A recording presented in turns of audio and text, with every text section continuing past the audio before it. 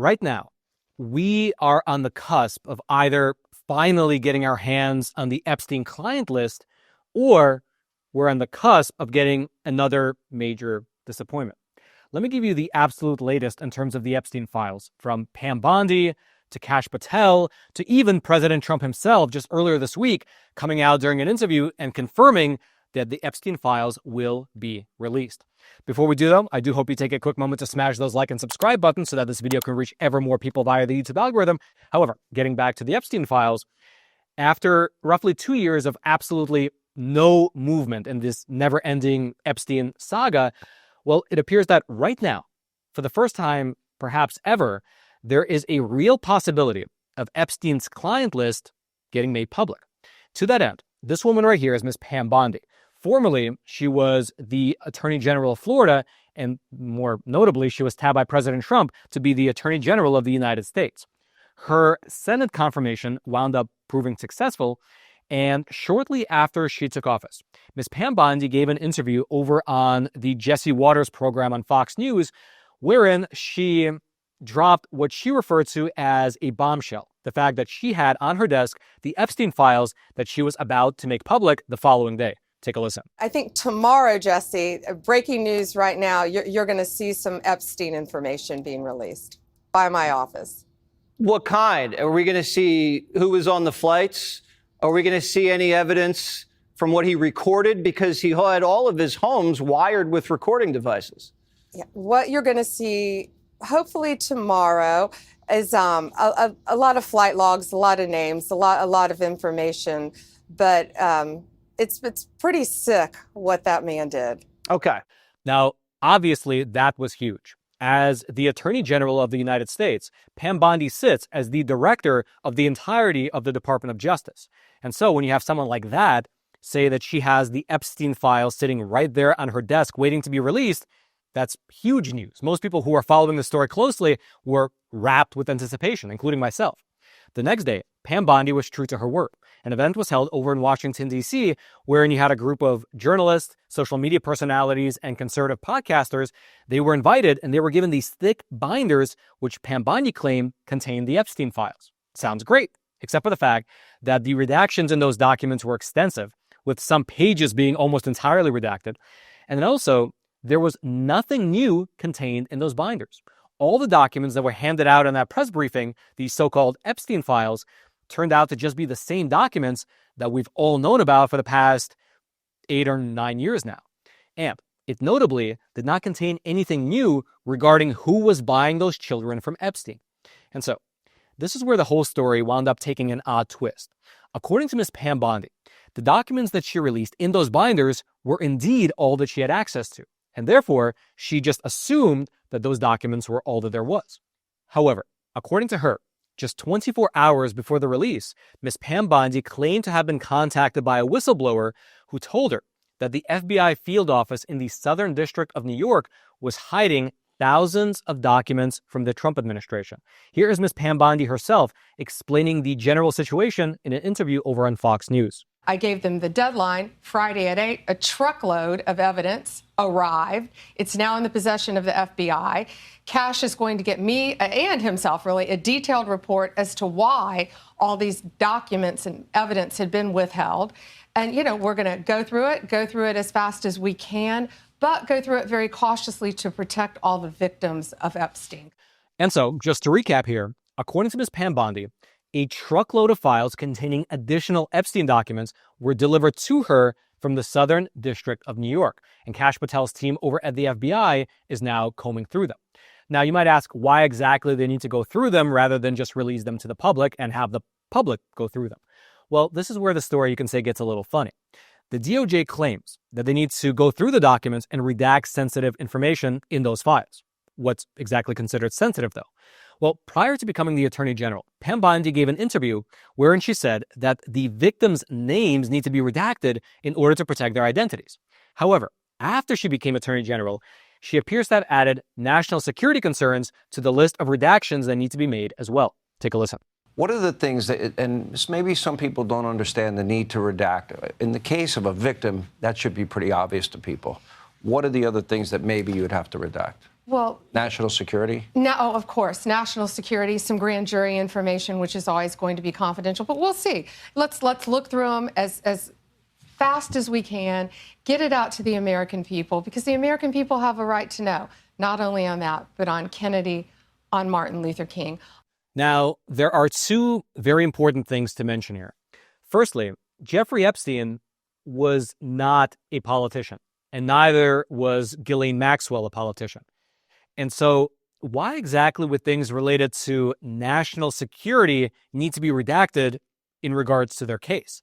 I mean, of course, Epstein's friends were the elites among the elites, but Epstein himself was ostensibly, at least, just a private citizen acting on his own, and he was not a part of any government, meaning that his case, at least on the surface level, is just a criminal matter. So why exactly would things related to national security be involved? Just kind of a weird thing to consider in a case like this, unless, as many people suspect, there were indeed government agencies pulling the strings behind the scenes in Jeffrey Epstein's affairs. Leave your thoughts in the comments regarding which specific government agencies you think were potentially involved. All right, just to pause here for a super quick moment. Listen, it's obvious that the financial system is not looking too great. After being pumped up with trillions of virtually free government dollars for many, many years now, well, the stock bubble might actually burst in the near future. And in that process, unfortunately, it could take away the nest egg of anyone who happens to be exposed to it. And so consider taking this opportunity to diversify into something which is beyond the grasp of Washington, D.C. and Wall Street, physical gold and silver. And the best company to use, in my opinion, is the sponsor of today's episode, American Hartford Gold, who, I should mention, is also my own personal gold and silver bullion dealer. And besides myself, they have thousands of 5-star reviews from other Americans, and they also have an A+ rating with the Better Business Bureau. And working with them is rather simple. They have a huge selection of coins, bars, and rounds to choose from. They have super friendly staff who you can call, and they can set up either gold delivery directly to your doorstep, or they can even set you up in a gold IRA. And then lastly, best of all, if you tell them the Roman sent you, they will throw in a free gold coin with your first qualifying purchase. So give them a call. The number is 866-242-2352. That's 866-242-2352. Or you can simply text Roman to 65532. I'll also throw a link to their webpage. It'll be down there in the description box below. Regardless of that, though, getting back to this Epstein saga, shortly after the whistleblower reached out to Ms. Pam Bondi, two things happened. Firstly, as she mentioned in that interview, this alleged truckload of documents was handed over to the DOJ, and now it's in the hands of Kash Patel. And then secondly, the man who was in charge of the FBI's New York field office, he was unceremoniously fired. Specifically, 4 days after the whistleblower came out, Mr. James Dennehy, who was the FBI's top official in New York, he was quote-unquote forced to resign, saying only that he was not given any explanation from Washington as to why. And interestingly enough, while the timing of his resignation might suggest that it was directly related to this Epstein case and the alleged hiding of documents, well, the media actually ran with a different narrative, saying that he was forced to resign after defending the FBI agents who investigated January the 6th. Here's, for instance, an article that was published over on NBC News titled, "Top FBI Official Forced Out After Questioning Trump Pursuit of Agents Who Investigated January 6th.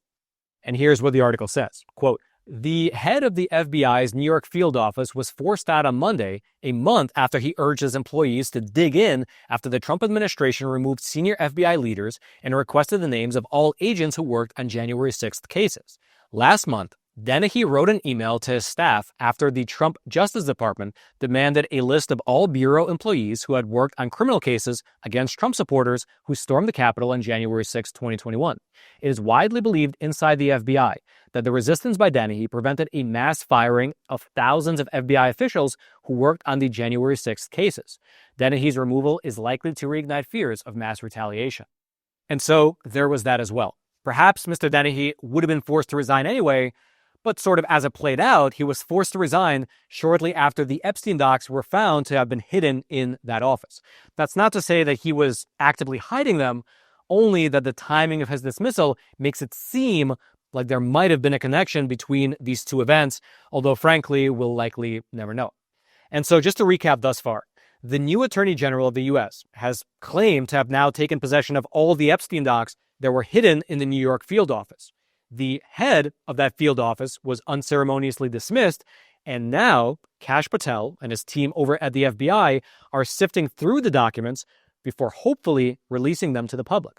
And to that end, just this past Friday, Ms. Pam Bondi gave another interview, this time over on Fox Business, wherein she said the following. First, to the Epstein, I'm mad that I didn't have more information on Epstein. I was given 200 pages of documents. I've asked Director Patel. He came in after that, of course. I'd asked for those documents prior to Kash coming in. Kash is going to get me all the information. I've asked him to find out why I didn't receive all those documents and he didn't receive all those documents. We've now found out, of course, that they were in New York. We've received truckload of documents of evidence, and Kash is going to give me a deadline on when he can go through that to protect, of course, the victims of sex trafficking who are wrapped into this. And he's going to give me a deadline on when he can get this, and we will get out as much as we can, as fast as we can, to the American people, because they deserve to know. Now, notably, though, she did not offer any kind of a concrete timeline on the disclosures in that interview. President Trump, on the other hand, he did offer something akin to a time frame. In an interview with Cheryl Atkinson just a few days ago, Trump said the following. That's one of the most often questions I've been asked the last couple of days, to release these records on Epstein, MLK, and JFK. Well, Pam Bondi's done a phenomenal job in every respect. And there could have been some holdback. I haven't heard too much about it, but they could. But the bottom line is the records are getting out. The Kennedy records are getting out. Those are the ones I really wanted to see the most, were the Kennedys. And it's going to be released. It's moving along, and it's moving along pretty rapidly. It doesn't go that weeks rapidly. Maybe, or longer? I say weeks. Yeah, I say weeks. Regardless, though, that is where we're currently at.